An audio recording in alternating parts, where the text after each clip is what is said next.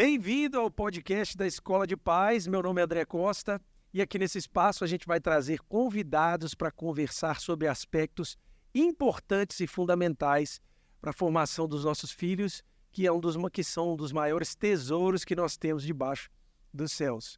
Hoje eu tenho a alegria de apresentar para vocês ela que é psicóloga e terapeuta familiar, Priscila Paulino. Muito bem-vinda ao nosso podcast. É uma honra receber você aqui. Obrigada, André. Quero cumprimentar todo mundo que está nos assistindo, dizer que para mim a honra é minha estar aqui com vocês. Eu acredito muito nesse projeto.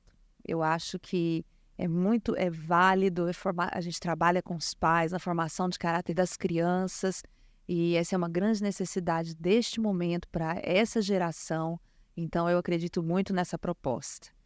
Muito bom. A gente está feliz que você está aqui porque você também produziu um conteúdo específico para todos os pais que estão lá na formação da Escola de Pais, que é uma plataforma dedicada com exercícios e atividades para facilitar e criar esse espaço de elevação da casa para que os filhos tenham mais segurança no processo de ensino-aprendizagem e possam cada vez mais ter uma formação integral, não só pensando na escola, mas acima de tudo dentro da própria casa. Eu queria começar perguntando para você sobre o seu despertar para a psicologia sistêmica, o seu interesse por famílias. Como é que foi isso? Conta para quem está assistindo lá.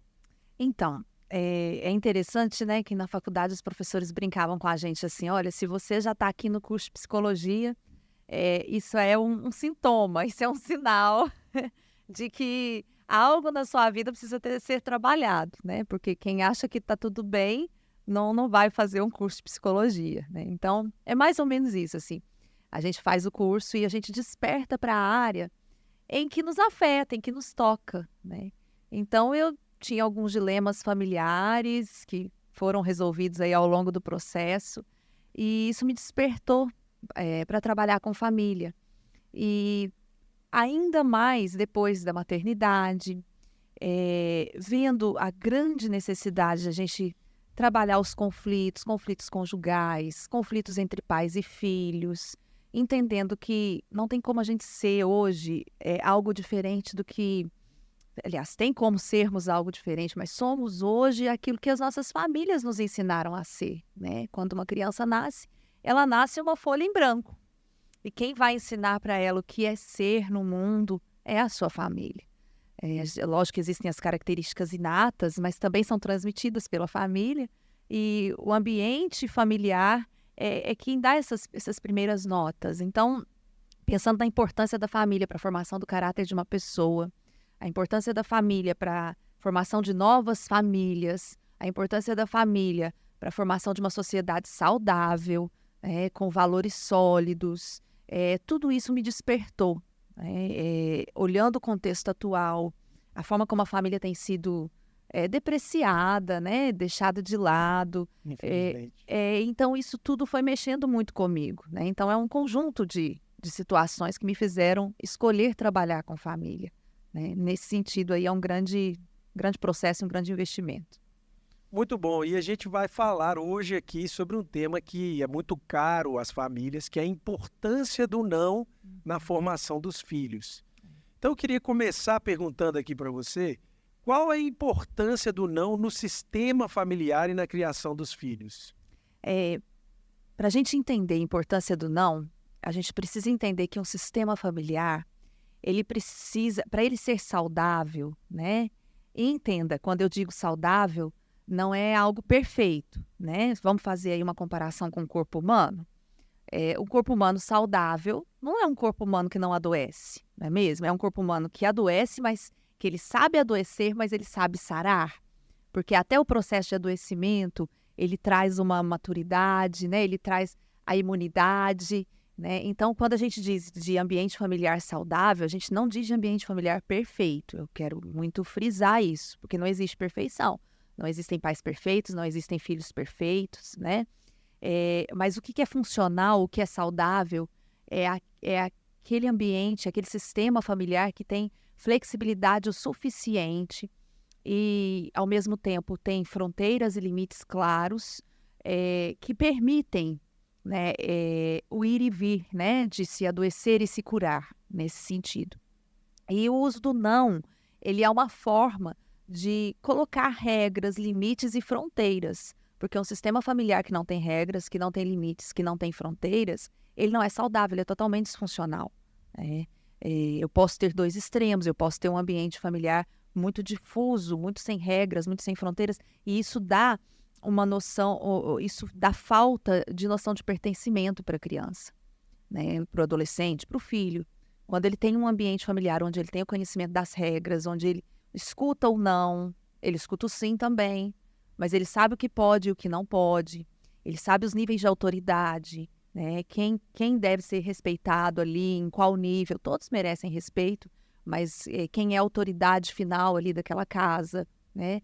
Tudo isso influencia em como a criança e o adolescente, em primeiro lugar, como ele vai se sentir pertencente àquela família e como ele vai se relacionar para fora desse ambiente familiar. Então, uma família que não tem fronteiras, que não tem limites e que não faz o uso do não, ela não só é disfuncional, deixando uma confusão no nível do pertencimento familiar, como ela também não prepara os seus filhos para a vida social, né? A falta de limites, ela pode ser associada, né, à questão da delinquência na fase da adolescência, na fase adulta, né? A questão de, se não de delinquência, mas um adulto muito voltado para si, né, com pouca empatia para o outro, né? A falta de limites, especificamente do uso do não, né, está muito associada à questão do uso de drogas, né, e entorpecentes, enfim, há vários distúrbios, há várias disfuncionalidades aí de comportamento na fase adulta e na adolescência também. Tá? Então, é um sinal claro de saúde da família, a capacidade de dizer não e dizer não com sabedoria. Sim, Foi sim. até a aula que você deu lá Sim. na formação dos pais, que está na Isso. plataforma da Escola de Pais. Se você que está nos assistindo tem interesse, pode olhar no link abaixo aqui dessa nossa postagem. Você pode acessar e conhecer como funciona. Mas, em todo caso, a gente percebe que, ao mesmo tempo que o não é essencial para uma família sadia, a gente vive um tempo em que o não é desvalorizado e muitas vezes até visto como algo negativo.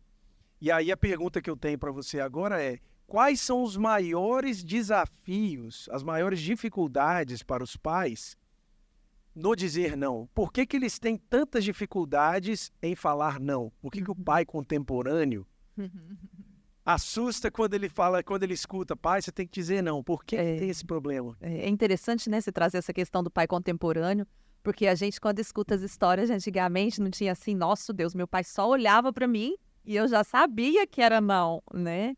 Não existia uma dúvida, né? E nem uma restrição quanto ao dizer não, né, nas outras gerações. E agora a gente tem o pai, a mãe contemporânea que tem lutas em relação a essa área, né? Eu penso que a gente pode desenvolver várias respostas a essa pergunta. Vou pontuar algumas questões aqui que não fecham a questão, mas para a gente refletir, né? Primeiro que dizer não dá trabalho, né, gente? Dá trabalho, né? Você tem seus filhos, eu tenho os meus filhos, você que está nos ouvindo tem um filho ou mais de um filho, né? E com certeza você já experimentou dizer não, com certeza você já enfrentou uma birra, né? Com certeza você já enfrentou uma oposição da parte do seu filho, um questionamento, né?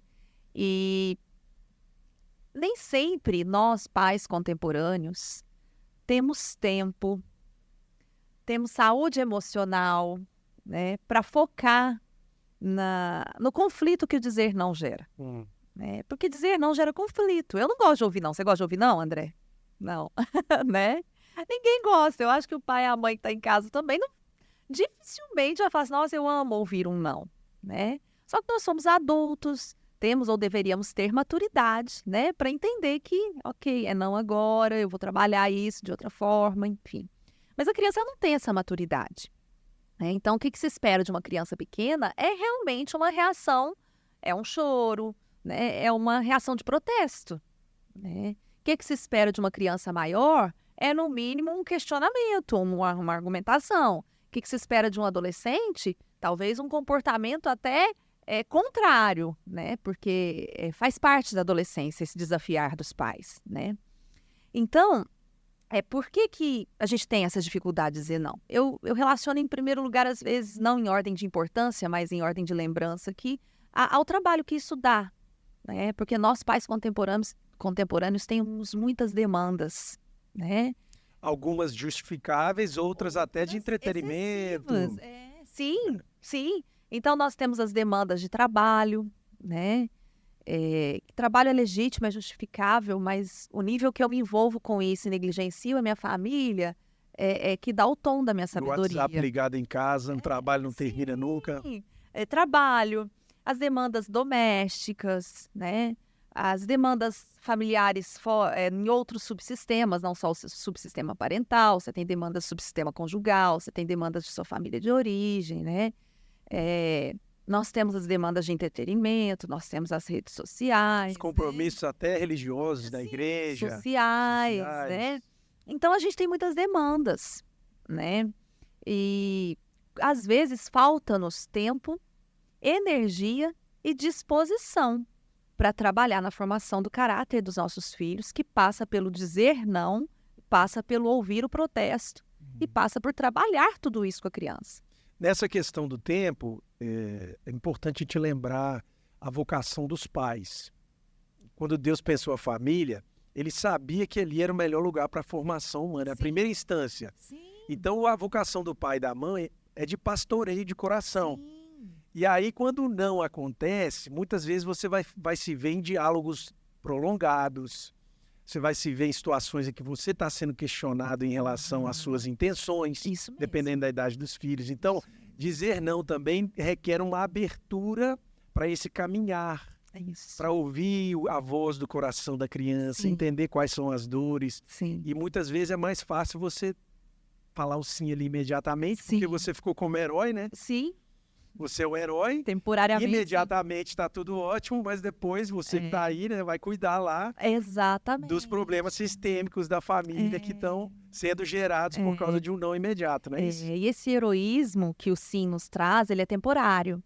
Porque à medida que os seus filhos crescem, que os nossos filhos crescem, a falta do não e a falta dos limites, até os pequenos, vão sendo entendidos, às vezes de forma até não conscientes por eles, como uma falta de amor, uma falta de uma negligência, né? Não é falta de negligência, uma falta de amor, uma negligência no amor.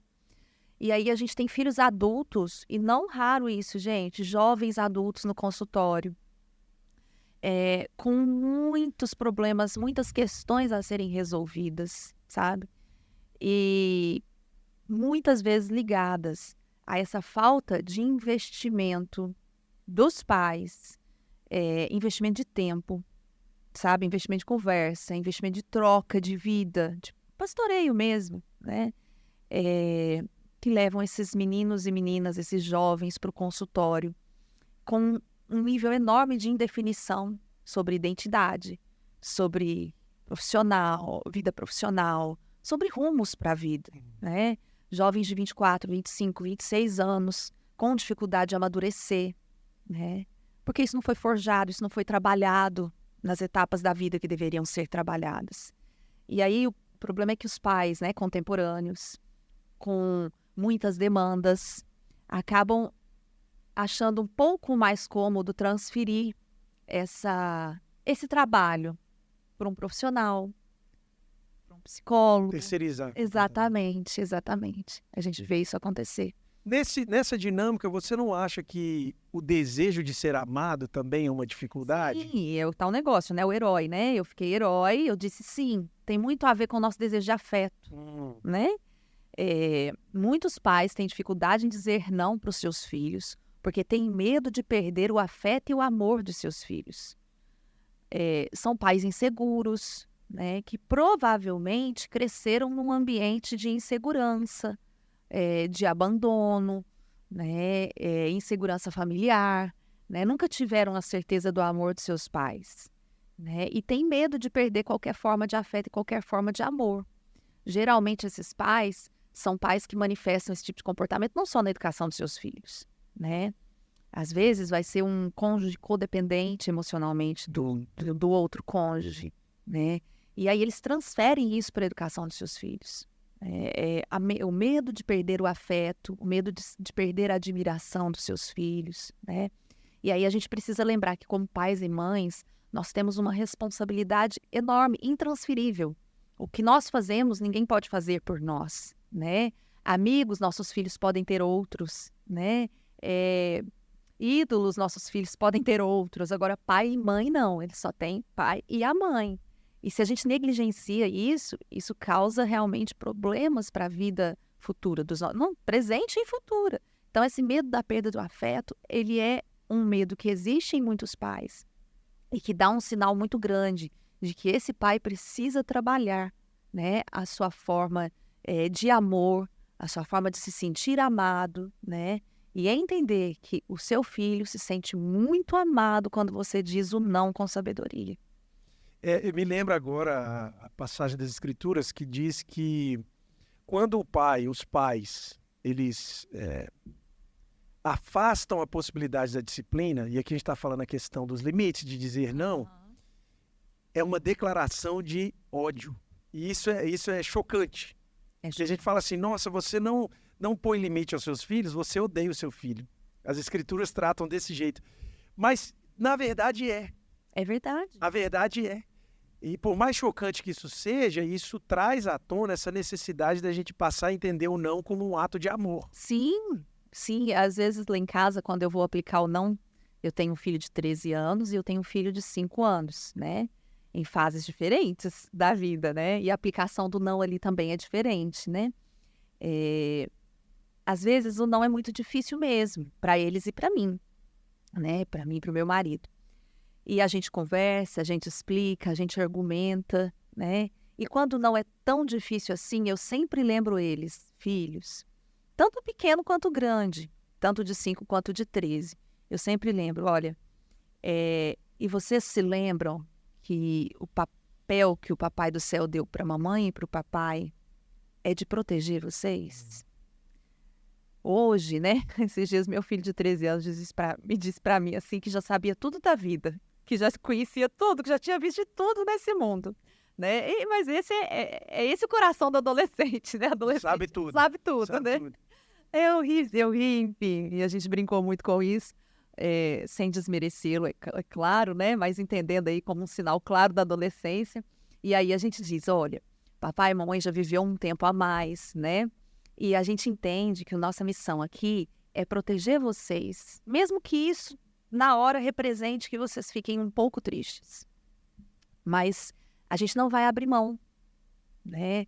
A gente precisa manter essa regra, esse não, essa restrição, mesmo que com tristeza agora. Mas a gente está cumprindo o nosso papel aqui, filho, e disso a gente não vai abrir mão, sabe? Isso às vezes encerra as conversas difíceis, não que eles concordem, mas assenta mais no coração deles, né? Eles conseguem entender um propósito mais elevado no não. Isso. Então aqui a gente falou primeiro do trabalho que dá a dizer não, a gente falou um pouquinho sobre a carência afetiva que os pais têm. Medo da perda do afeto, né? Você consegue imaginar mais algum outro aspecto? Eu penso muito na compensação, sabe? Eu tive uma infância muito difícil, né? Com muitas restrições. E hoje eu quero dar para o meu filho tudo que eu não tive, né? E isso é muito sério, porque tudo bem, as restrições que você teve na infância podem ter realmente causado muitos danos, eu não duvido disso. Mas isso tem que ser elaborado e trabalhado em outro nível. Não é com a sua paternidade permissiva que você vai resolver os traumas e das restrições que você sofreu na sua infância. Porque os extremos, lembrem-se disso, os extremos eles são muito prejudiciais. Então, se eu não tive nada e eu dou tudo, eu repito o padrão de extremo que eu tive na minha educação. É a outra face da moeda. E às vezes são comportamentos que se a gente for parar para conversar, não, eu não gosto, eu abomino, eu não vou repetir os erros dos meus pais, mas eu os faço de forma não consciente. né? Você continua gravitando no mesmo problema. Exatamente. Você não superou o problema. Não, Agora você não. fala assim, eu vou direcionar a minha educação para resolver o problema que eu tive. Então você está dando uma resposta para os seus pais. Exatamente. E não preocupado na formação que você está dando para os filhos. Exatamente. Inclusive, na psicologia sistêmica, quando a gente vai trabalhar as gerações, a gente olha para além, né? A gente olha até 3 gerações, né?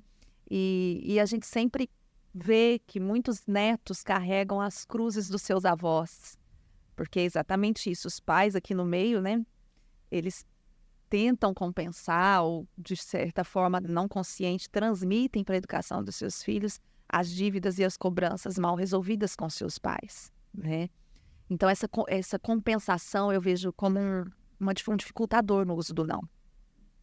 E aí, já está entrando na próxima pergunta, que é a questão do histórico familiar, então. Verdade.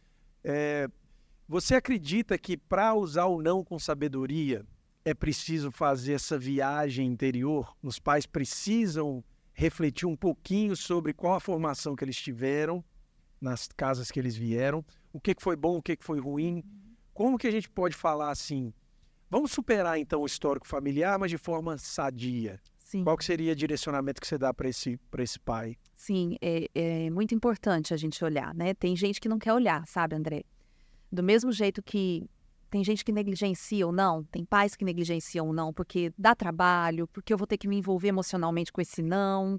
E, hoje eu tô cansado do trabalho, hoje eu não tô bem com minha esposa, meu esposo, hoje eu não tô para o não hoje, né? Então tem gente que vai evitando, porque dá trabalho, mexe emocionalmente. Olhar para o nosso histórico familiar também dá trabalho, também dói, também mexe emocionalmente, né? Mas não tem como eu ser um pai e mãe saudável, eu replicar o não com sabedoria, se eu não analisar o meu histórico de vida, né? Não existe pai perfeito, não existe mãe perfeita, né? Meus pais não foram perfeitos, seus pais não foram, os pais de quem nos ouve não foram. Nós não seremos pais perfeitos para os nossos filhos. Eu gosto da seguinte frase, não tente ser um pai perfeito, porque pai perfeito não existe. Seja pai presente. Isso. É melhor um pai presente do que um pai perfeito, porque o pai perfeito não existe. Você não vai alcançar. Abre mão disso logo. Abre, exatamente. E aí, quanto mais você quer ser esse pai perfeito, mais ansiedade você traz para sua casa, mais peso você traz para sua casa. A paternidade e a maternidade vira aquela coisa pesada. Tá tudo na sua mão, tudo depende de você. Todo problema que seu filho tem, a culpa foi sua. Nossa. Você não olha mais para o desafio que ele tem do processo, a personalidade que ele tem. Sim. Eu gosto de falar isso, assim, o papel do pai e da mãe é muito mais o de um jardineiro do que de um engenheiro. Verdade. O engenheiro, ele pensa assim, nada contra os engenheiros, tá, pessoal? Quem está assistindo aí. Mas o engenheiro, ele pensa, vou fazer um projeto, se eu colocar o tijolinho no lugar certo, o prédio vai subir perfeito. Só que a formação humana parece muito mais com um jardim, com uma lavoura, do que com a construção de um prédio. Matemática, né? Você vai podar, você vai cortar a folha aqui e ali, você vai tirar as ervas daninhas, mas chega uma hora que você tem que dormir e pedir a Deus para mandar a chuva. Não tem crescimento. Tem hora que o crescimento não é você que dá. Exatamente. Então eu vejo que o processo do não também é isso, né? Sim, esse histórico familiar, analisar como as coisas aconteceram com a gente, muitas vezes dói, né? Mas se a gente não tem um processo consciente disso, a gente vai replicar, né? Como eu disse, de forma não consciente, padrões que a gente nem gosta na educação dos nossos filhos, né? E é tão interessante porque às vezes quem olha de fora consegue ver, mas a gente não percebe. Por isso que a gente tem que parar e analisar, né? De forma consciente. Então, assim, há muito impacto da história familiar na educação que nós hoje damos para os nossos filhos. E a gente tem essa questão da compensação do que eu não tive. A gente tem a questão dos pais que nunca contrariaram seus filhos, né? A gente tem a família que evita conflito. A gente tem a família que vivia em conflito, né? Os extremos, de novo. E a gente tem ambientes familiares de origem, às vezes, sem fronteiras claras, sem limites. O fato é que nós, como adultos, e isso é muito importante, quando a gente fala de educação, a gente tem sempre que delimitar a nossa posição como pais. Nós somos hoje adultos, né? E, infelizmente, muitos pais adultos agem como se fossem crianças na educação dos seus filhos. Então, às vezes, na hora de usar o não, você tem duas crianças, né? O pai, criança, aplicando, e a mãe, criança, a mãe não, a criança, criança agindo como criança. Mas às vezes você tem adultos agindo como criança. Isso é muito complicado, né? Então, a gente precisa entender que nós somos adultos, que nós crescemos e que nós precisamos resolver essas questões familiares pendentes hoje, o mais urgente possível, né? Eu acho que o processo da gratidão aqui também é muito importante. Eu não sei como você vê isso, mas citando um exemplo aqui, a gente trabalha com pais e percebe que um pai que é altamente bem-sucedido, agora ele tem condição financeira, talvez ele não teve lá atrás, e ele fala assim, eu posso pagar, então eu vou falar sim para tudo, do ponto de vista de consumo, do ponto de vista de experiências. Uhum. E muitas vezes o pai está pensando assim, na minha infância eu não tive nada, as pessoas falavam não para mim, os meus pais me falavam muito não. Só que você vai estudar a história dessa pessoa e você começa a perceber que ela tem muita disciplina profissional, Sim. que essa disciplina profissional foi o que permitiu ela chegar onde ela chegou, que apesar dos exageros do não que ele recebeu em casa, foi justamente esses nãos que cunhou esse caráter, que forjou esse caráter.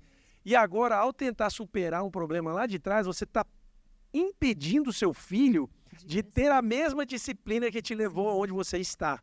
E normalmente esse é um dilema das famílias emergentes. É aquele pai que sacrificou muito na infância e por isso criou a resiliência, a virtude para conseguir estar onde está. E aí, na próxima geração, dá todos os sims possíveis e rouba do filho a possibilidade de que ele construa de forma autônoma e equilibrada a sua própria história. Com certeza, André. A gente vê muito isso, né? Então, realmente, a gente olhar para a nossa história com gratidão, né? Entendendo que foi o que aconteceu conosco, né? Que nos fez chegar até aqui, né? E a gente vê muito isso, às vezes, pais e mães que emergiram, né? Que trabalharam muito e construíram uma empresa ou um certo patrimônio, né? E os filhos estão aí, filhos adultos, que só sabem consumir, né? Não querem se engajar no trabalho da empresa que o pai construiu. Às vezes não precisa, já está bem sucedido, já recebeu tudo. Mas também, eu não quero me engajar aqui, mas não se engaja em nada na vida. Exatamente. Porque foram criados filhos consumistas, né? Isso é muito sério, né? E isso mexe muito numa das grandes feridas dessa nova geração, né, André? Que são filhos que consomem somente, né? Consumistas, não só financeiramente, né? Mas consumistas em várias outras áreas. Isso é muito sério. E aí o não entra em todas essas áreas. Sim. Às vezes a gente vê assim, né, conversando com os pais, tem aquela orientação, olha, não leva filho no supermercado porque você vai acabar comprando mais. Uhum. Esse é um tipo de conselho com certo pragmatismo, mas é um conselho, eu acho ele absolutamente trágico. Porque o que você está dizendo? Que a família não tem condição de falar não. E às vezes, ir ao supermercado com os filhos, eu sempre falo isso, né? Se você puder, leve os seus filhos para gastar tempo, mas é justamente para essa escola. É um treino. A brincadeira é até a seguinte, né? O filho fala, pai, eu quero esse e esse biscoito. Aí você fala, o papai também quer uma Ferrari, mas não vai dar. Não vai dar. Lá em casa eu resolvo isso assim, olha, você vai comprar uma coisa, né? Então, um creme dental já faz a alegria do meu pequeno, né? Aí ele vai lá e escolhe o creme dental. Ai, mãe, mas eu queria aquele... Então nós vamos ter que trocar. Né? Porque nós combinamos que seria um só, então a gente vai lá e troca, né? É treino, né? E a gente perde essas oportunidades. E aí a questão pra gente falar aqui sobre essa questão do treino, eu vejo também que a ludicidade pode ser um caminho para o não. Muitas vezes o jogo, a brincadeira que você tem dentro de casa, e esses momentos menores são momentos em que você forja na criança, no adolescente, a possibilidade de lidar melhor com o não. Então, às vezes a gente só acha que o não só vai acontecer lá naquele momento crucial, que é aquela festa que a criança quer, ou que o adolescente quer, e você tem que falar não, vai ser terrível. Mas talvez tem toda uma base de construção relacional dentro de casa que vão possibilitar esses nãos numa esfera menor, que você começa a administrar e cuidar desse coração da criança, para que ela esteja preparada para os grandes nãos da vida. Sim, o brincar, eu acho que é uma grande perda quando a gente cresce, né? Essa questão do brincar, porque o brincar para a criança é o que existe de mais importante, né? Principalmente a primeira e a segunda infância. Então, se nós pais entendêssemos a ferramenta que é o brincar com os nossos filhos, a gente teria que acionar muito menos outros profissionais e até certos tipos de medicação, sabe? Quando um pai ou uma mãe senta para brincar com seus filhos, as crianças não só se sentem amadas, mas elas se sentem muito realizadas, porque para elas é o que existe de mais importante na vida, sabe? Então, pensa, papai e mamãe aí, o que existe mais importante para você hoje, de repente, é a sua realização profissional, né? É quando você recebe um reconhecimento profissional, o brincar para a criança está nesse nível, né? E quando a gente faz isso que você disse, né? Senta para brincar em famílias, não existe treino melhor, porque a criança, ela reproduz na brincadeira tudo que é valor para ela, tudo que acontece, ela reproduz na brincadeira, né? Por isso que o brincar tem que ser lúdico, tem que ser livre, você também não pode ficar falando não brinca assim ou não brinca assado, mas é instrumento do não, porque as regras, né? Elas fazem essa mediação e tornam o jogo justo, né? Então, é por isso que a gente tem regras. E isso é o treino na família. Até tem um livrinho que eu indiquei para a escola de pais sobre o por que não posso.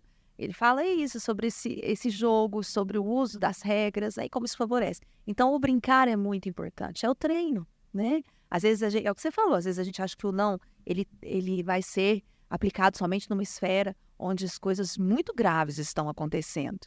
Não, para o não ser aplicado e ser efetivo lá no problema grave, ele tem que ser aplicado e efetivo no dilema, na vida comum do dia a dia, né? E só porque talvez a gente já mude de assunto, sobre a gente falar sobre o impacto da história familiar dos pais na nossa família de origem, desculpa. Você falou sobre a gente lembrar da nossa história com gratidão, é muito importante. E um outro ponto que eu queria lembrar é sobre o perdão, sabe? Essencial. A gente tem um mandamento na Bíblia que diz que a gente precisa honrar os nossos pais, né? E quando a gente é criança, a honra ela vem pela obediência, né? Mas quando a gente é adulto, essa honra vem pelo perdão. Porque quando a gente é adulto, a gente tem muita clareza para enxergar os erros, né, dos nossos pais. Mas a gente precisa ter a sabedoria e a graça de compreender que eles fizeram o que foi possível a eles, né, o que eles davam conta de fazer. E aí eu preciso passar do nível da cobrança de dívidas para o perdão, né? Isso me faz honrar os meus pais na fase adulta e me libera para viver uma paternidade saudável. O perdão à geração passada, aos seus pais, ele te aproxima da vocação de paternar e maternar. Porque sendo o que somos, desculpa decepcionar aí quem está nos assistindo, se você é pai e mãe, você vai errar. Você vai errar. É claro que a gente não vai fazer um elogio ao erro e também não vai normalizar os nossos erros, porque como pais a gente quer aprimorar, por isso que a gente está aqui, por isso que a escola de pais existe. Mas nós precisamos ter essa percepção de que quando eu começo a vivenciar a paternidade, eu vejo as minhas limitações, eu preciso olhar com graça para o que veio antes de mim. Isso mesmo. Porque eles também tiveram a formação que eles tiveram, as oportunidades que tiveram. Quando eu olho, por exemplo, para a formação que eu tive, eu sou muito grato pelo que meus pais me permitiram vivenciar enquanto filho, eu vejo também limitações. Mas quando eu olho para os meus avós, a minha admiração pelos meus pais triplica, porque o caminho que eles percorreram para chegar aonde eles puderam chegar foi uma coisa absurda. É verdade. E às vezes a gente fica só pensando assim, mas meus pais me deram isso. Aí vira a vítima da vítima da vítima da vítima e vai chegar lá em Adão e Eva. E a culpa foi deles comerem o fruto, né? No final das contas, ninguém tem culpa de nada, é só deles. E esse não é o caminho. Então é muito importante esse tema aí que você está trazendo. E da isso herança. reflete na vida que os meus filhos vão ter. Não só sobre o uso do não, mas em como os meus filhos vão ver a vida e vão criar os filhos deles, vão olhar para nós como pais, sabe? A gente tem a oportunidade, sabe, de quebrar ciclos viciosos e abrir ciclos virtuosos com a nossa, quando a gente assume essa responsabilidade, né? Quando a gente não imputa aos nossos pais, quando a gente não acredita também aos nossos filhos, às nossas dificuldades. Eu não uso não porque meu filho é muito difícil, né? Eu não uso não porque a personalidade... Esse aqui você não conhece a personalidade dele. Assuma a sua responsabilidade como pai. Assuma o seu lugar. E não fica cobrando de quem passou, não fica imputando a quem vem, né? Assuma a sua responsabilidade. Eu gosto de brincar o seguinte, se fosse fácil, chamava shopping center. Mas é família, gente. Família é lugar de trabalho. O trabalho mais valioso que nós temos nessa terra. Então, o não faz parte. E dizer o não com sabedoria é muito importante. Por isso que a gente pode passar aqui e começar a falar sobre esses limites são geralmente associados ao autoritarismo. Sim. Principalmente para essa geração de pais. Então, se você fala não, você é um pai que é proibitivo, você não está deixando a criança experimentar, você é um pai muito quadrado, retrógrada e assim por diante. É possível ter liberdade sem o não? Qual o papel do não na formação da autonomia e da liberdade de uma criança? Sim, olha, não é E possível... de um adolescente também, né? Sim, não é possível ter liberdade sem o não. Sem o não, o que você vai conseguir é libertinagem, que é diferente de liberdade. É um abuso da liberdade. É um abuso que prejudica, inclusive, a própria vida. Sim. Que coloca a vida do seu filho e de outras pessoas em risco. É isso que a falta do não traz, né? E muitas pessoas confundem isso com liberdade, né? O que é liberdade? Liberdade é você ter um mundo de opções à sua frente e saber escolher entre tudo que você tem, aquilo que é mais coerente, aquilo que preserva mais a sua vida, que preserva a vida dos outros, né? Porque não existe liberdade invadindo o outro. Isso não existe, né? Não tem aquela máxima, a minha liberdade termina aonde começa a do outro, né? Quem não tem o não sabe disso. Então, a liberdade é você ter um mundo de escolhas, né? E saber escolher o que é correto, de acordo, né, com os padrões éticos, morais e até espirituais, né, que são transmitidos pela sua família. Então, é muito importante que nós pais saibamos essa diferença, liberdade e libertinagem. Então, não é possível ter liberdade sem o uso do não. Entretanto, o não realmente não deve ser aplicado de forma autoritária. Não é o não pelo não, né? É não para tudo agora. Não é assim, gente. Né? Porque eu sou o pai herói agora do não. Agora tudo é não. Tem que ser não para tudo. Porque eu sou bom mesmo. Eu sou o pai bom. Aqui, eu quebro a banca e pronto. Né? Não é assim. O não autoritário, o não pelo não, ele vai gerar aquele tipo de obediência que a gente chama de obediência situacional. Que é a obediência que só vai acontecer a hora que a criança está sendo vigiada. E vai acontecer por causa do medo. Né? Ou do medo ou pelo sistema de retribuição, né? Eu sou um bom menino. Isso é muito sério, tá? Se a gente tiver a oportunidade de falar sobre isso, eu não sei se agora é a hora, mas tem famílias... Claro que é a hora, pode falar. Porque são os extremos, né, gente? A gente tem sempre que lembrar que esses extremos são prejudiciais. Do mesmo jeito que eu não posso sair aplicando não pelo não, eu não posso também criar no meu filho uma cultura de que ele vai ser sempre recompensado por fazer aquilo que é obrigação dele, né? É lógico que a gente precisa reforçar positivamente os nossos filhos, né? Valorizar aquilo que eles dão conta de fazer quando eles dão conta e também não criar um cenário de tragédia quando eles não derem conta. Entender que eles estão em processo de aprendizagem. A gente também até hoje está em processo de aprendizagem, né? Mas existem pais que é como se eles se sentissem na obrigação de premiar os seus filhos, às vezes com presentes, às vezes valores monetários e tudo, cada vez que eles obedecem. Por fazer o básico. E os filhos precisam entender que o que é requerido de um filho é obediência, né? Ele não está fazendo algo, como é que eu vou dizer assim, extraordinário. Ele está fazendo o ordinário. É só a vida acontecendo. É a vida acontecendo. Então, assim, nossa, eu preciso também dizer, filho, fiquei muito feliz que você deu conta disso aqui. É isso mesmo, bola para frente, né? Esse desafio já foi vencido. Você não vai ter mais lutas nessa área, porque você já aprendeu, é por aqui mesmo. Apontar o caminho, né? Dizer que é legal, que você fica feliz quando isso acontece. Isso é muito bom. Qual é o nome desse tipo de obediência que a gente está falando agora? Quando o não é aplicado pelo não, com autoritarismo, a gente tem a obediência situacional, que vai ser vai ser apresentada só quando a criança Você resolve a capa, mas não trabalha o coração. É isso mesmo. Na verdade, na tradição cristã, né, nas escrituras, você vê a figura do fariseu, que é aquele religioso de capa. Sim. Ele faz tudo que está na lei, mas o coração dele está longe das virtudes e está longe da relação intensa com o Criador.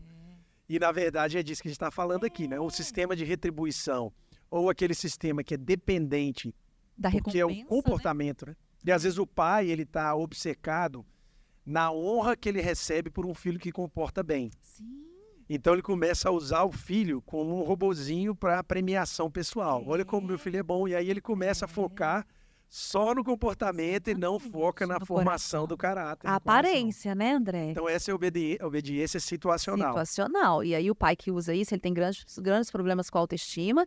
E a nossa autoestima, a nossa personalidade, ela é forjada aonde? Família de origem de novo. E eu imagino que esse tipo de pai também, se o filho está passando por um problema na adaptação com o não, ele pode ser rejeitado, né? Aquele filho é o bode expiatório. Esse não é meu. Esse é o filho do meu cônjuge. E é esse filho que vem justamente para gritar isso, né? Muitos sintomas que os filhos que são bode expiatório colocam, né?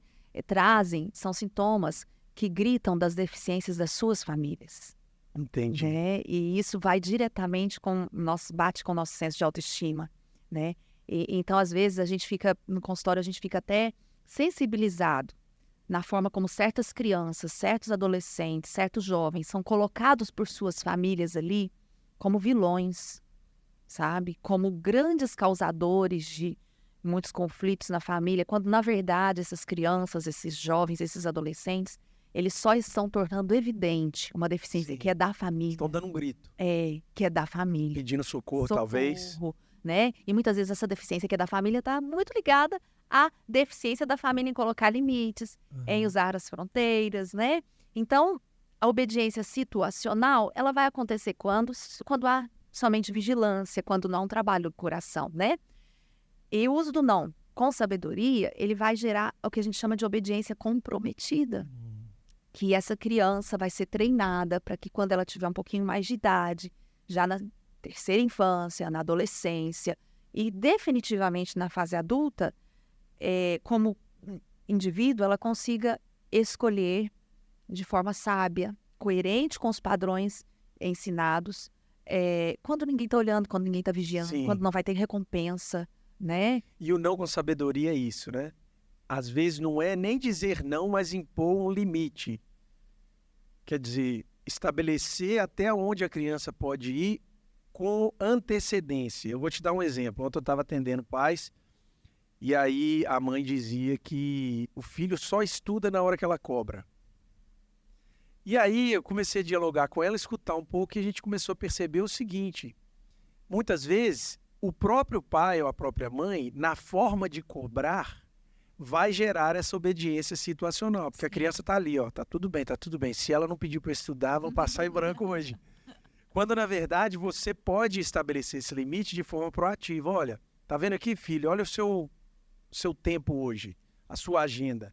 Nessa caixinha aqui é a hora de fazer o dever. Então, ao invés de ser aquela voz de comando que fala, vai fazer o seu dever, não quer fazer o seu dever, ainda vem a maldição, né? Vocês são preguiçosos mesmo?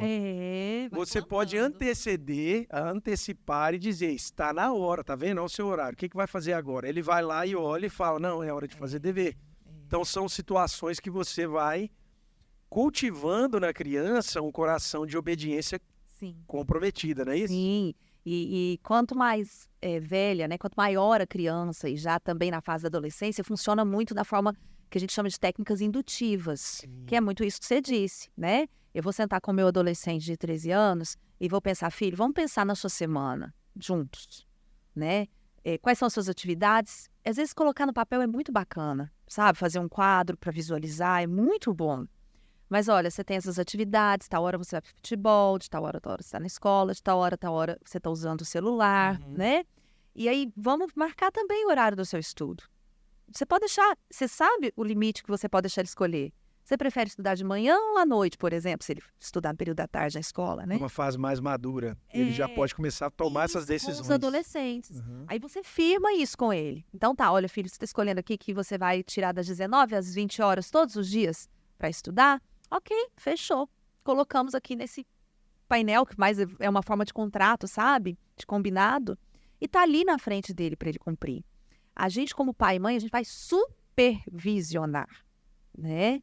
E ele precisa entender que se ele não cumprir, ele vai ter consequências, porque a vida é assim. Então, filho, se você não estudar, provavelmente suas notas vão baixar, né? E veja bem, a sua principal atividade como adolescente hoje é o estudo, né?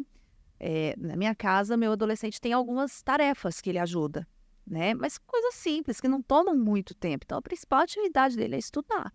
Então, meu filho, e isso eu estou dizendo, os pais não entendam aí de exigir nota 100%, não é isso. Cada pai sabe Não até é onde. a performance, é o É o comprometimento. comprometimento. Cada pai sabe até onde seu filho chega. A gente sabe disso. E não usar isso, né, como reforço da autoestima do pai. Mas se o seu filho consegue chegar com todo o esforço dele a 80%, ok. Mas ele precisa entender que, uma vez combinado, né, as notas estão caindo, quer dizer que ele não está cumprindo, ele vai precisar ter A consequência. nota é um sinal. Ele vai precisar ter uma consequência, né? E qual que vai ser essa consequência? Talvez uma restrição de liberdade com o uso de telas, né? E aí já tem o porquê. Exatamente. Não é um não autoritário. Mas é algo que foi tudo combinado, Exatamente. né? E isso é um não que forma para a vida. Porque se o seu filho não aprende esse jogo da vida, né? Se a gente puder assim dizer, né? Entre o que é preciso ser feito, né? Que às vezes a gente não faz só o que a gente quer, mas a gente faz o que precisa ser feito. E as consequências de não fazer o que precisa ser feito, ele com certeza vai ser um adulto irresponsável. Deixa eu usar um pouquinho da filosofia aqui. Na verdade, o não é uma instância ontológica da existência, tá bom? Vou usar uma palavra bonita aqui para vocês. A ideia é a seguinte: você não consegue escapar do não. Você tem não em relações interpessoais, mas você também tem não no tamanho do dia. Sim. Você tem não em consequências que estão fora do controle humano. Sim. Nos limites do seu corpo, você Limite tem do não. seu corpo é um não. O tanto que você se dedica e o tanto que você colhe também está na dinâmica do não. Quando você tira da criança a possibilidade de experimentar os pequenos não na família, você está criando uma criança menos capaz de Sim. lidar com as frustrações da vida. Sim, é a restrição de agora, né? A gente pensa em educação, a gente não pensa em educação com resultados a curto prazo, né? É médio e longo prazo, né? A restrição de agora para gerar vida no longo prazo. Mas você que é da área da psicologia, talvez você possa falar aí de algum estudo que dê suporte para essa ideia de que o não também é liberdade. Você consegue... Sim, a gente tem muitos estudos. Fiz uma pergunta difícil, né? Não, é porque a gente tem muita coisa nova sendo descoberta na área de neurociências, sabe? Que é uma área que está em franca expansão. Então, assim, em como o cérebro trabalha, em como o cérebro armazena, né? Que a criança, desde pequenininha, se ela for colocada diante do uso do não com sabedoria, né? Ela já vai desenvolver muito cedo uma capacidade de autorregulação para a vida, né? Que vai influenciar até na forma como essa criança vai socializar dentro da família, mas fora da família também, quando ela for para a escolinha, enfim. Mas eu gosto muito, assim, a gente tem, como eu disse, um boom aí das neurociências falando sobre desenvolvimento cerebral infantil, né? E tudo isso pode ser muito aplicado ao uso de regras.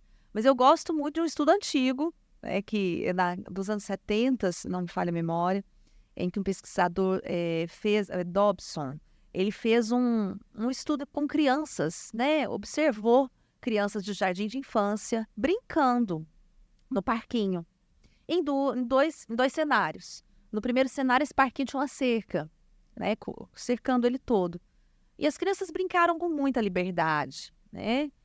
Inclusive chegando perto da cerca, mas com muita liberdade. No segundo cenário, essas mesmas crianças estavam ali no mesmo parquinho, mas sem a cerca, né?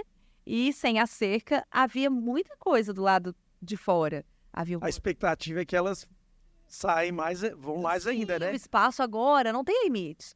Mas tinha rua perigosa, com carros passando, né? Tinha algo para além da rua, tinha muita Tinha um coisa. desconhecido. Tinham pessoas desconhecidas e ambiente desconhecido, Isso. né?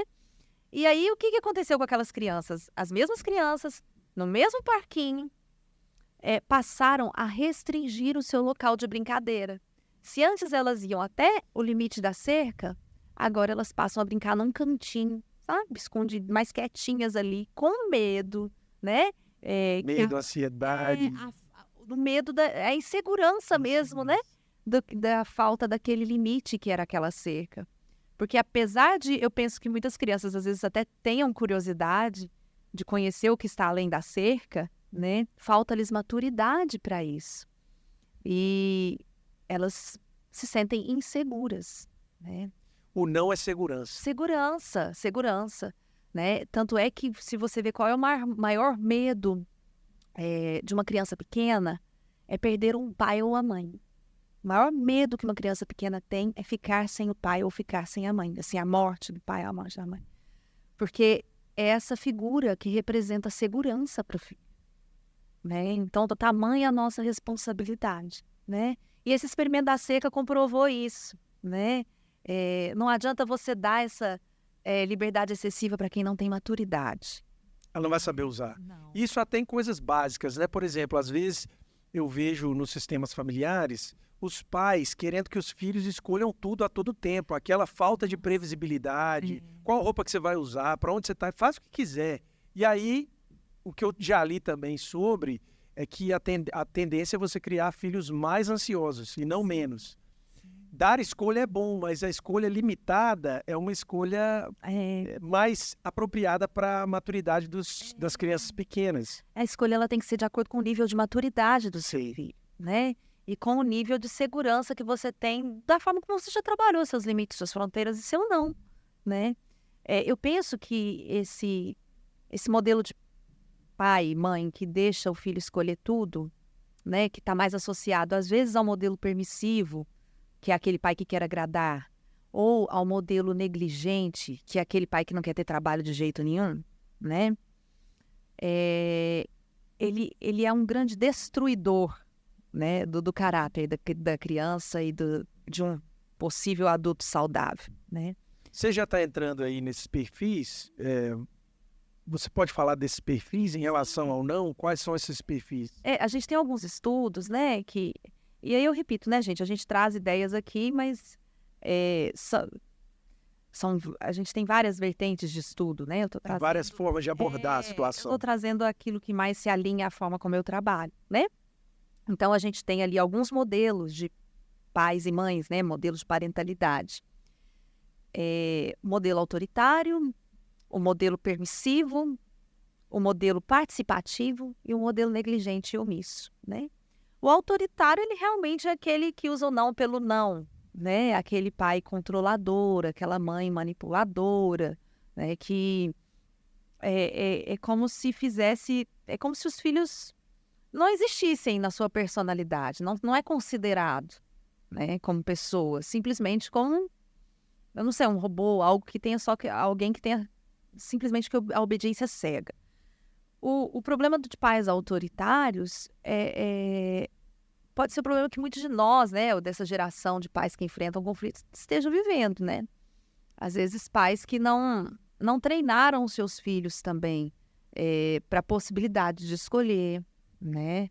Para a possibilidade de errar, porque o erro era algo impensável, né? Ou algo muito castigado.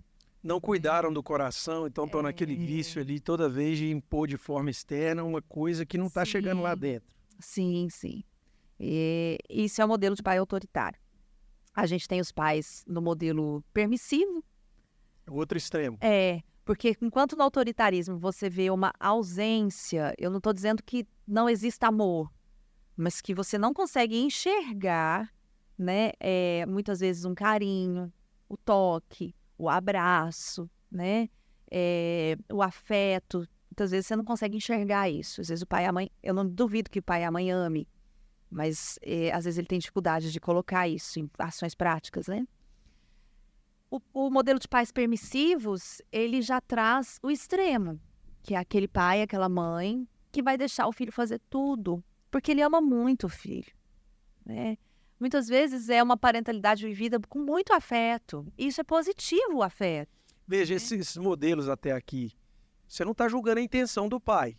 Você está olhando para o que está acontecendo no É como se a gente sistema. estivesse vendo uma cena de fora. Às vezes a pessoa que está ali falando não toda hora, na cabeça dela, ela pode estar até falando, mas eu faço isso por amor. Eu E o amo outro, e o muito. outro que deixa o tempo todo, mas eu porque amo demais. muito, Então você não está julgando a intenção. Não, e, sinceramente, poucos casos, raros casos, a gente trata onde houve ausência de amor. Uhum. Né? Eu penso que, eu posso dizer para você assim, sem medo de errar, que essa questão da ausência do amor paterno e materno está diretamente ligada a distúrbios mentais. Uma exceção da regra mesmo. Porque normalmente os pais, eles amam seus filhos, né? Agora, a forma como eles externam esse amor na educação é que diferencia muito. E aí a gente tem que pensar o seguinte, não é só a forma como o pai ou a mãe externam o amor, é a forma como aquele filho que tem outra personalidade, né, vai entender que está recebendo esse amor. A dinâmica familiar é muito complexa por isso.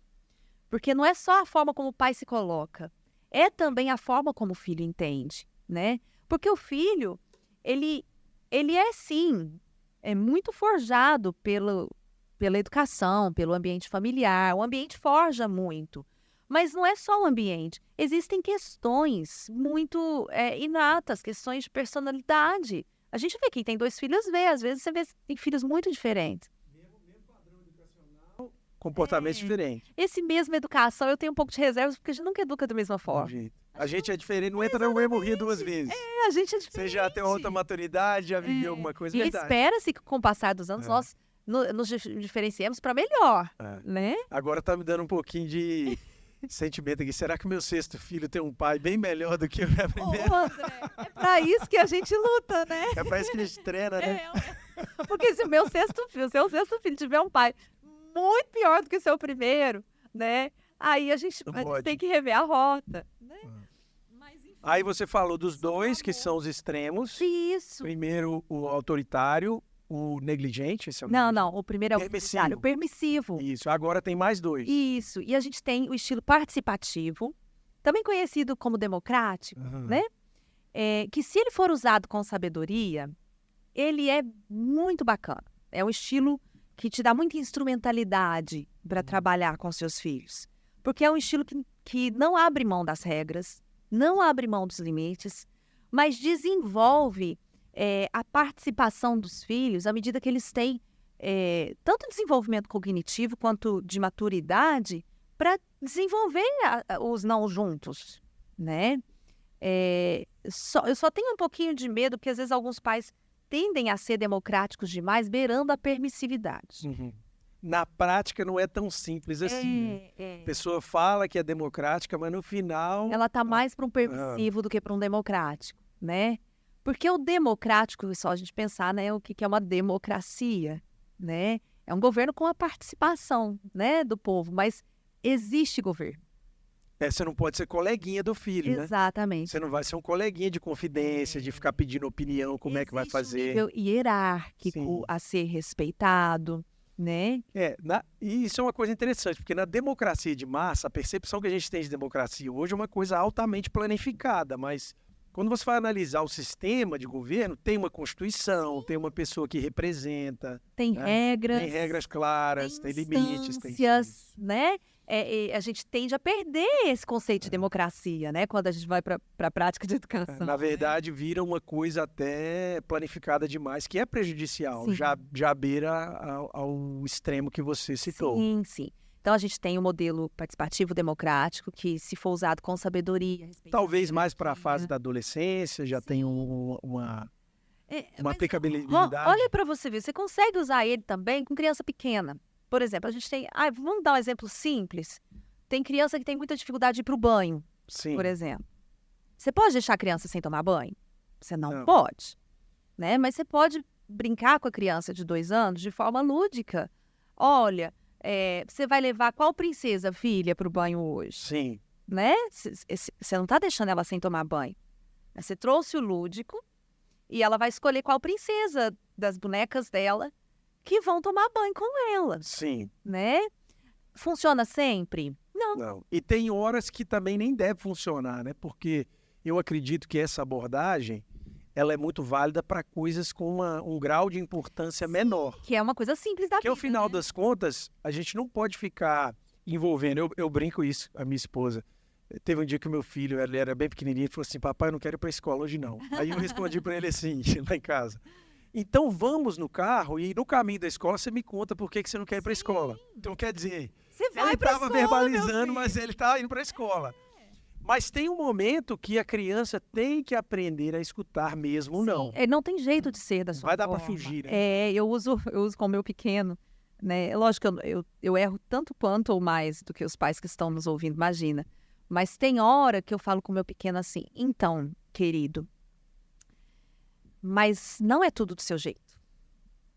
Né? Eu entendo, e é muito importante, gente, a gente falou sobre isso na aula que nós gravamos, que quando a gente for usar o não, principalmente... Tá dando spoiler da aula aí. Ai, meu Deus, não, mas pode falar.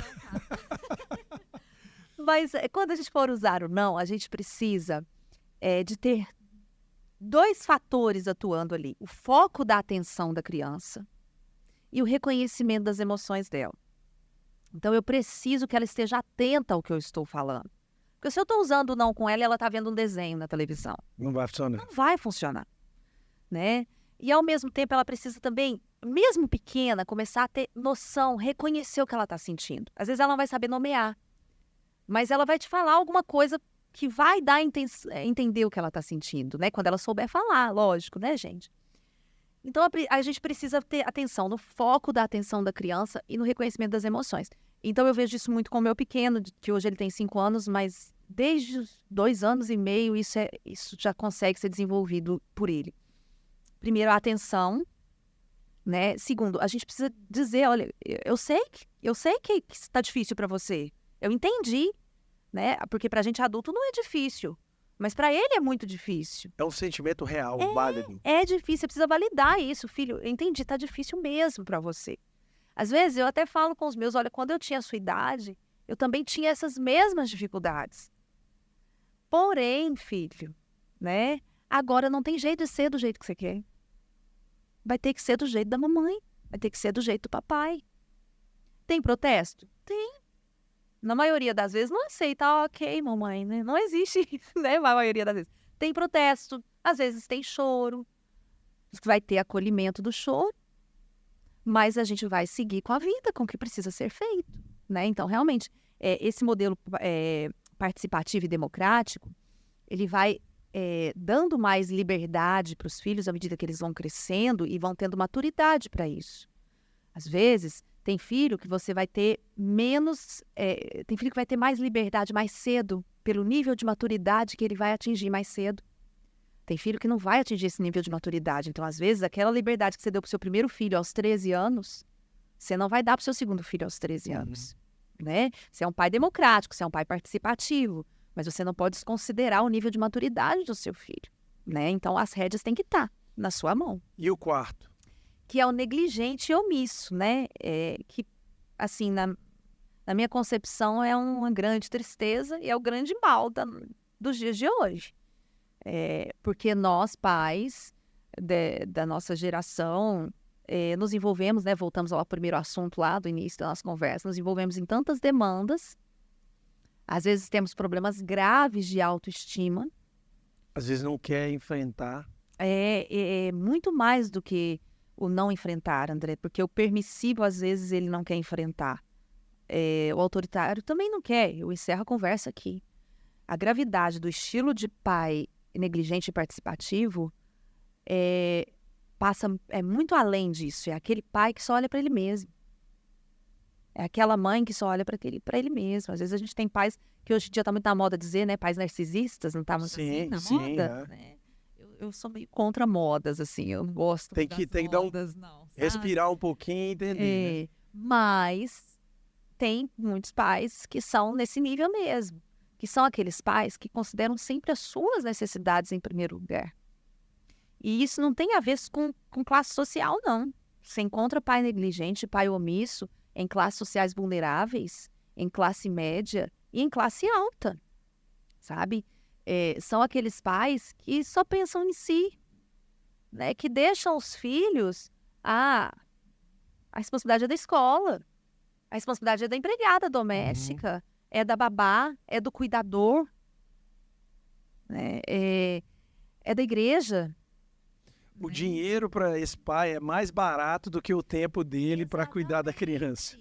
E aí são pais que vão viver... O pai que é negligente nunca vai falar assim, oi, tudo bem, eu sou um pai negligente. Claro Esse é um que ponto não. também, né? Vamos lembrar, os modelos que você está mostrando não é de julgamento de intenção, é uma percepção do que está acontecendo no sistema familiar. Exatamente, é o que os Porque pesquisadores... normalmente o pai negligente ele vai falar assim, mas eu gastei tudo que eu podia com meus Exatamente. filhos. Não é assim? Eu peguei os melhores profissionais da melhor escola, eu dei tudo que eles queriam. Aquela frase antiga que o pessoal falava, os pais da outra geração que falavam assim, na minha casa só come carne de primeira, não era assim que o pessoal falava? Era esse o marco, né? Esse da geração era. anterior. Era o marco da prosperidade, né? E é muito isso, assim, a gente olhando de fora. É isso que as pesquisas fazem, é isso que a ciência traz, né? Esse olhar imparcial do lado de fora. Porque quem está vivendo ali dentro não vai enxergar isso, né? Mas isso é muito sério. O pai negligente é aquele pai que beira a desconexão afetiva e emocional com seu filho, né? É aquele pai que é muito mais conectado com ele mesmo, né? Então, ele precisa excessivamente se realizar no trabalho, ele precisa excessivamente se realizar num relacionamento amoroso, né? Ele precisa de muitas formas de afirmação na vida. Então, por isso, ele não tem tempo a perder dando atenção a crianças, né? É aquele pai que manda o filho para terapia, mas não vai para terapia, né? Apesar de ter muitas questões a serem resolvidas. É aquele pai ou mãe, né, que faz isso.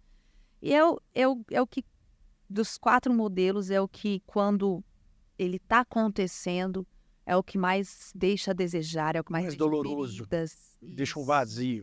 Na vida. Agora, se eu pudesse acrescentar aí, talvez não numa perspectiva psicológica, mas na perspectiva da vivência do lar, a gente olha, por exemplo, para as escrituras e a gente percebe uma ordem de amores na casa.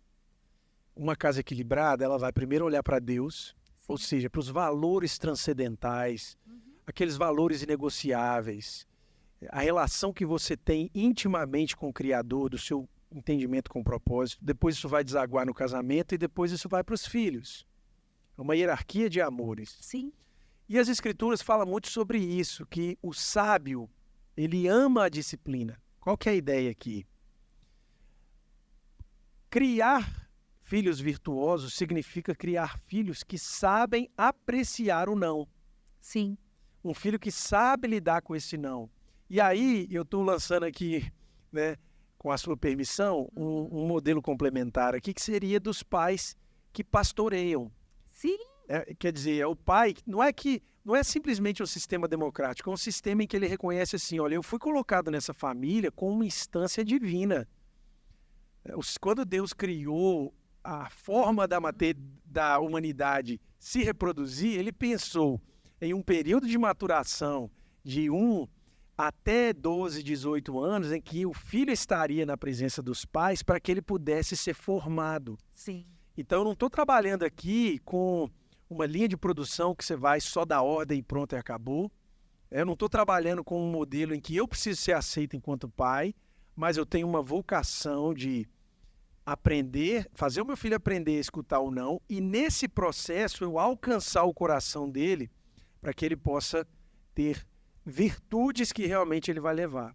Eu acredito que a gente está caminhando aqui para o nosso fim.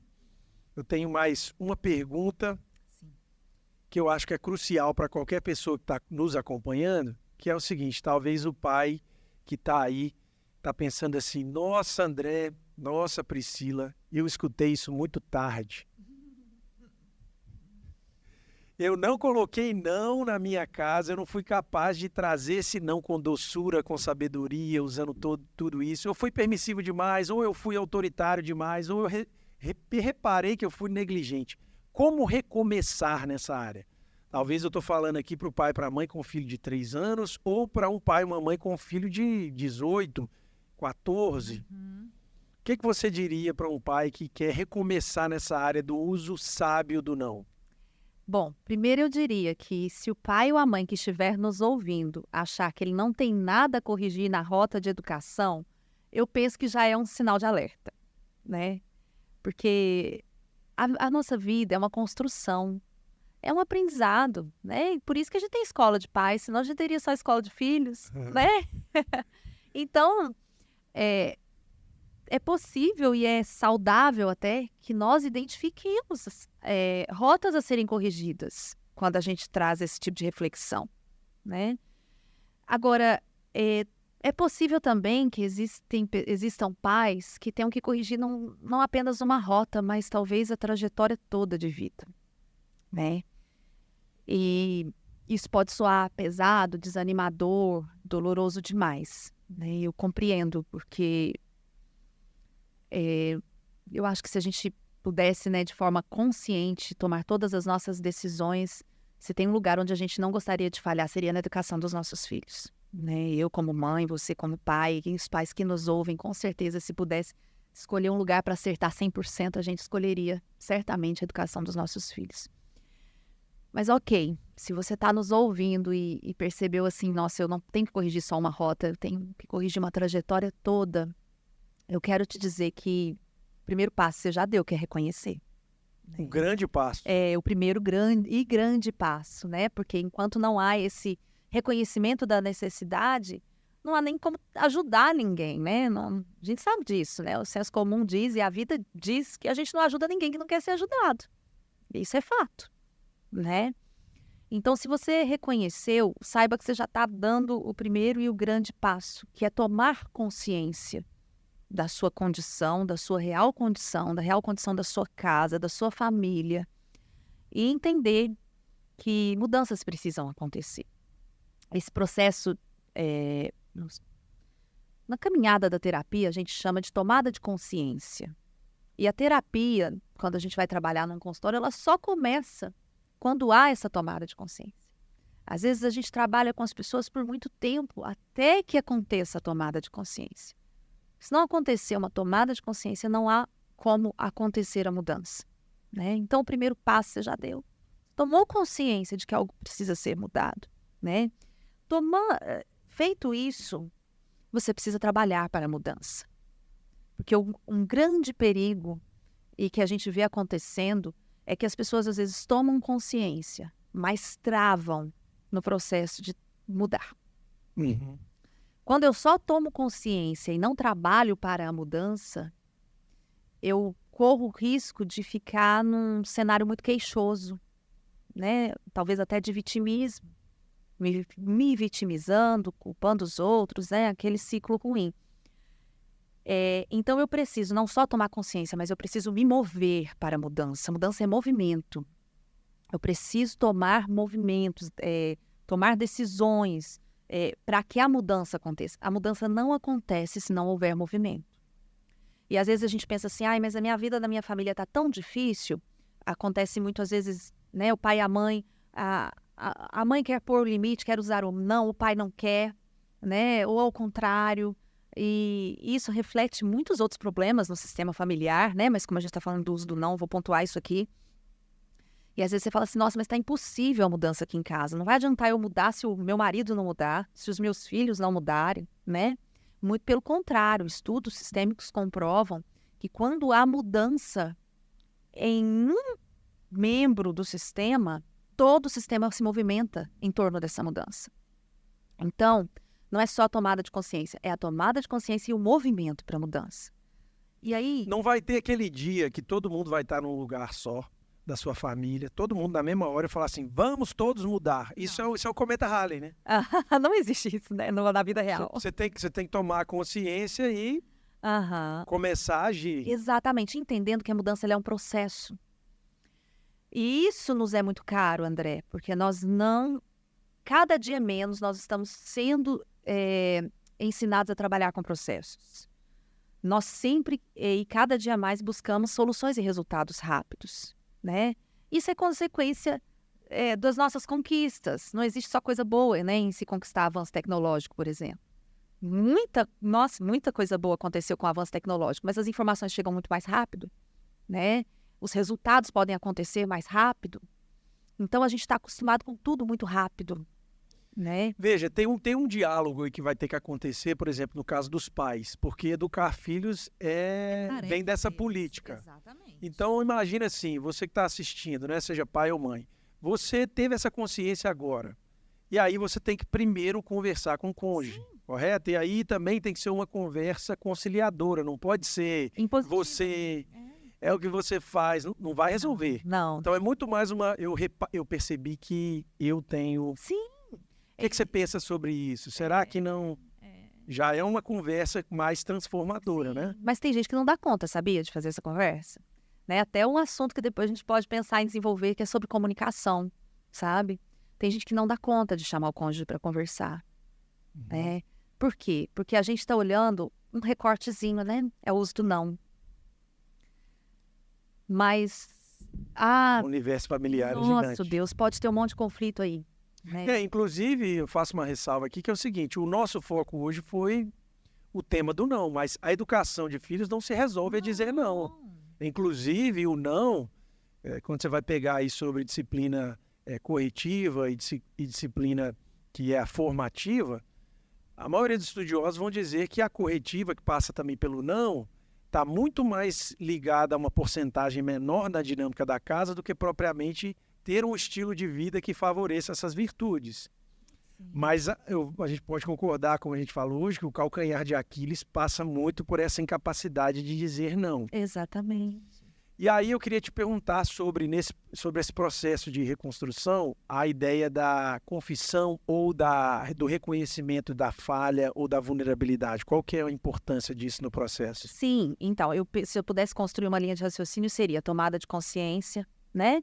E o movimento para a mudança, que pode envolver, sim, o diálogo entre o casal, né? E que talvez vá muito mais do que o diálogo, porque às vezes esse casal tem muitas questões a serem trabalhadas, que está refletindo na educação dos filhos, inclusive no uso de regras na imposição de regras e limites, né? E entender que essa mudança ela é um processo, que não é uma rota que você vira de uma hora para outra, né? Ela é devagar mesmo, né?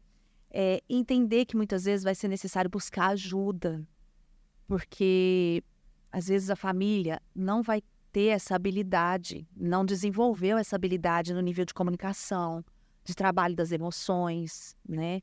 Para poder corrigir essa rota, entender a dor, né?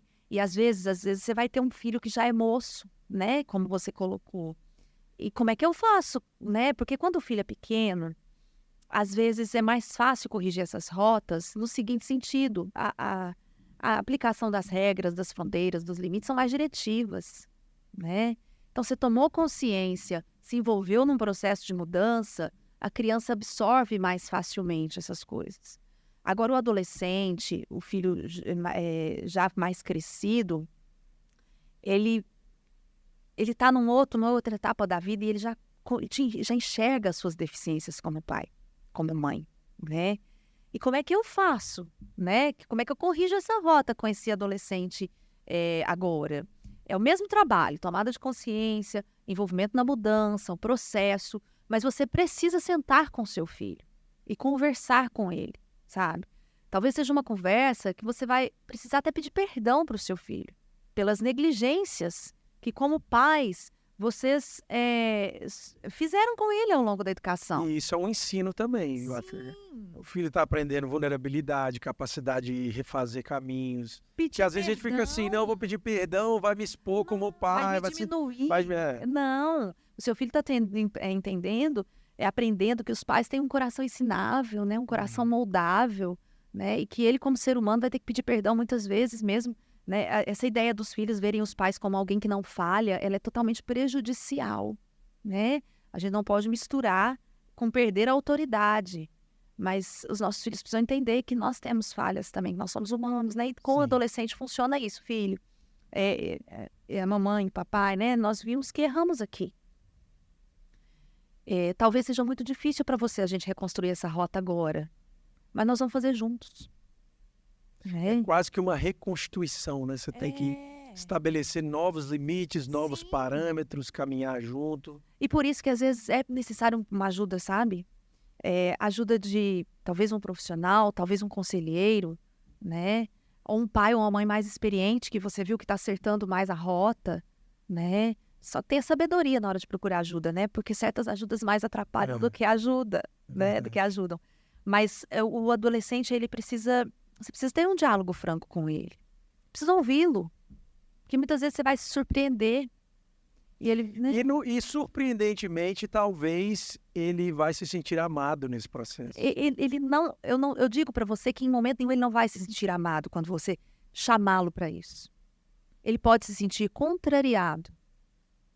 Mas se você souber conduzir essa conversa, e aí, André, de novo, habilidade de comunicação. Né? Tem pai e mãe que não sabe conversar com seus filhos. Mas se você souber conduzir, né, as palavras doces, né, que trazem cura, se você souber, o seu filho não tem como não se sentir amado. Às vezes ele pode ficar chateado, porque ele vai perder uma certa liberdade que ele tinha. Normal, faz parte. O pêndulo das gerações, ele é tão comum que, e às vezes os pais ficam assim, se eu falar não, meu filho lá na frente vai ficar com raiva de mim, mas se você não falar não, se toda hora é sim, grande chance também dele lá na frente falar assim, por que você não impôs limite? Exatamente. Por que você não falou não? Ser pai e ser mãe é ser julgado, não só pelas pessoas em volta, mas também pelos filhos. Aí a gente tem que estar, por isso que a gente fala dessa ordem de amores, a gente tem que ter um senso de missão e propósito na paternidade, na maternidade, que é transcendente, que está conectado com o Criador, porque senão vai ser muito cansativo. Sim. Essa obra da criação da família é algo divino.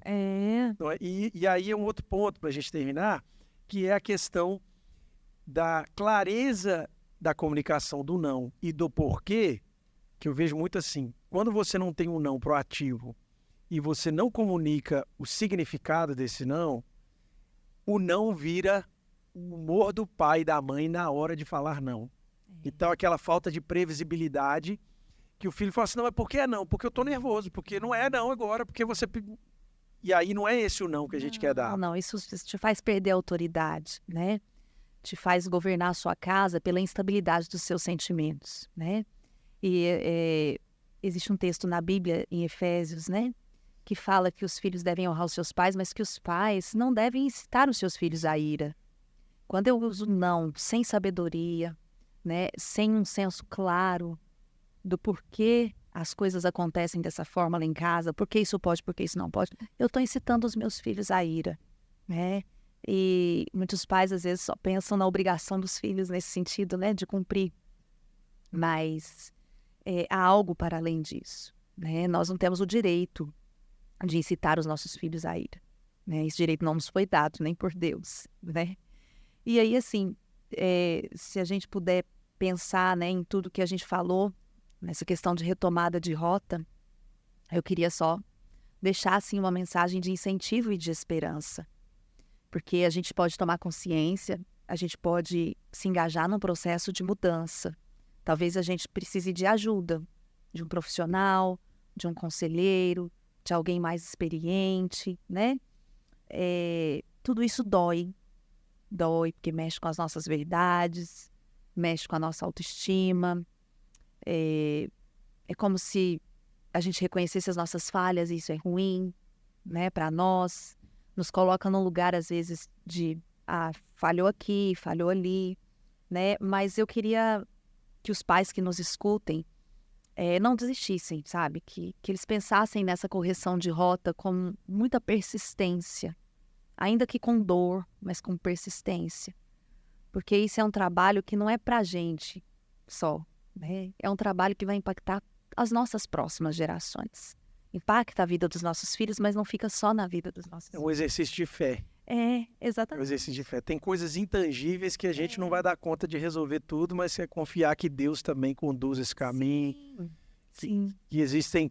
Que quando a gente faz esse desvio de rota, na verdade, eu replanejo essa rota à luz de um propósito mais claro, a gente também está sinalizando, do ponto de vista espiritual, a nossa boa fé e a nossa melhor entrega. Sim. E aí a gente também tem que aprender a descansar, né? Sim, sim. Tem coisas que a gente não vai dar conta mesmo, né? E é por isso que, como pai e mãe, a gente não pode viver a nossa paternidade, parentalidade de forma descolada da nossa espiritualidade. Porque senão é aquilo que você já citou aqui ao longo da nossa conversa. Isso vira um fardo e não um privilégio, né? E ser pai e mãe é um privilégio, é uma bênção, Privilégio. né?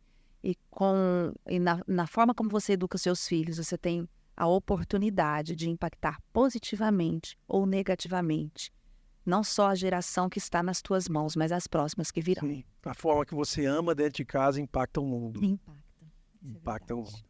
Priscila Paulino, muito obrigado pelo seu tempo aqui. Foi muito boa essa conversa. Eu tenho certeza que quem acompanhou aí foi muito edificado, acrescentou muito.